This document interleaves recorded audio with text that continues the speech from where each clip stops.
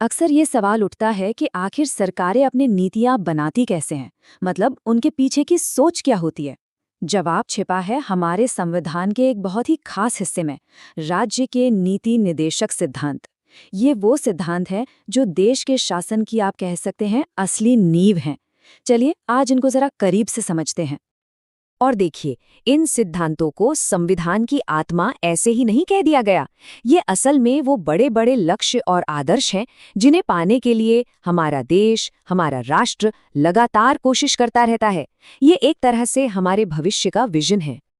तो ठीक है, आज के इस सफर में हम क्या क्या देखने वाले हैं। सबसे पहले बात होगी सामाजिक न्याय के स्तंभों की, फिर हम देखेंगे कि राष्ट्रीय विरासत को कैसे बचाया जाता है, इसके बाद कानून और शांति व्यवस्था पर भी नजर डालेंगे, और अंत में इन सब को जोड़कर देखेंगे कि ये असल में काम कैसे करते हैं।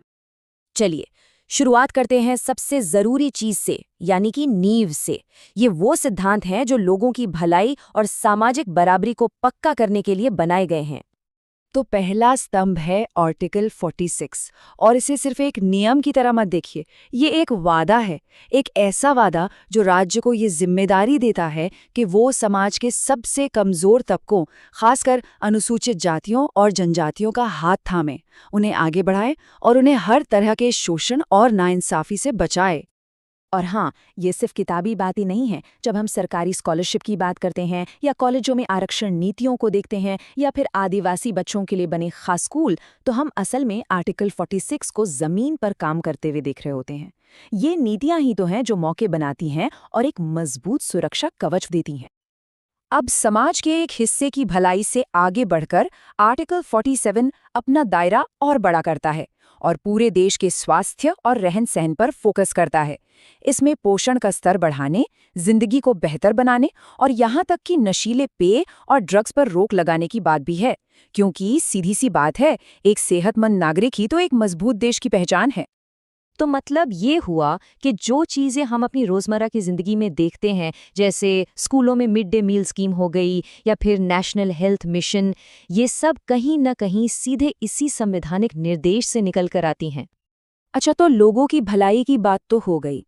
अब संविधान आगे बढ़ता है और बात करता है उस जमीन और विरासत की जो इस देश की पहचान है। तो चलिए देखते हैं कि ये सिद्धांत हमारे देश के सांस्कृतिक और कुदरती ताने बाने की हिफाजत कैसे करते हैं।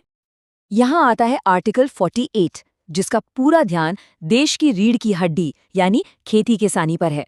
ये कहता है कि खेती और पशुपालन को मॉडर्न और वैज्ञानिक तरीकों से किया जाना चाहिए। साथ ही ये दुधारू पशुओं की सुरक्षा पर भी जोर देता है। और इसी सिद्धांत का नतीजा है कि श्वेत क्रांति जैसे बड़े आंदोलन कामयाब हुए और खेती में नई नई टेक्नोलॉजी को बढ़ावा मिला। मकसद एकदम साफ था, खेती की पैदावार बढ़ाओ, गांव की अर्थव्यवस्था को मजबूत करो और देश के लिए खाने की सुरक्षा पक्की करो।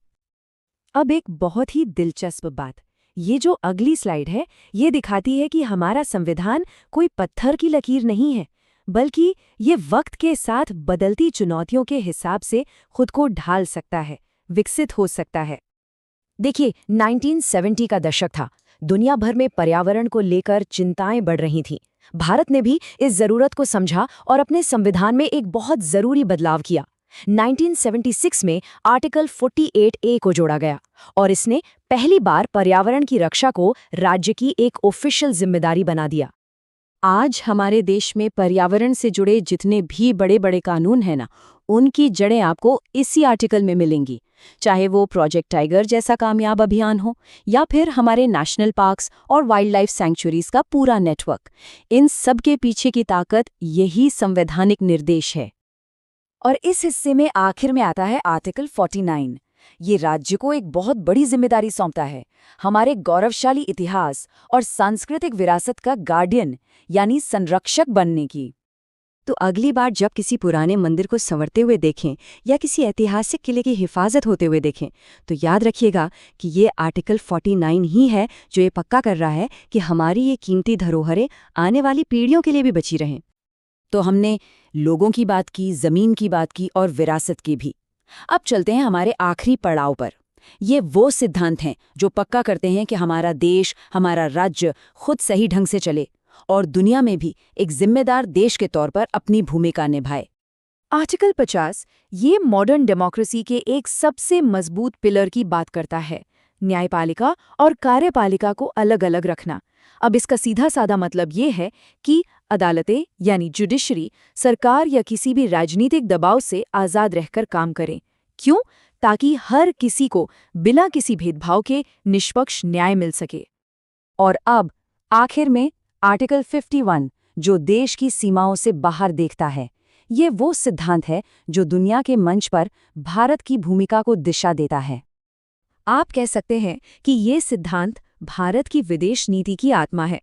दुनिया में शांति और भाईचारे को लेकर भारत का जो कमिटमेंट है वो यहीं से आता है। चाहे वो यूनाइटेड नेशंस के पीस कीपिंग मिशन में हमारे सैनिकों का योगदान हो या फिर अंतर्राष्ट्रीय संधियों का सम्मान करना हो। तो इन सभी सिद्धांतों को एक एक करके समझने के बाद हम क्या कह सकते हैं? मतलब इसका सार क्या है? देखिए, समाज की भलाई से लेकर पर्यावरण की रक्षा और दुनिया से रिश्तों तक ये सभी आर्टिकल्स मिलकर एक नैतिक और राजनीतिक कंपास यानी दिशा सूचक की तरह काम करते हैं। ये एक ऐसा कंपास है जो देश को एक न्यायपूर्ण, खुशहाल और शांतिपूर्ण राष्ट्र बनाने की सही दिशा दिखाते हैं। और आखिर में ये हमें एक सवाल के साथ छोड़ जाता है।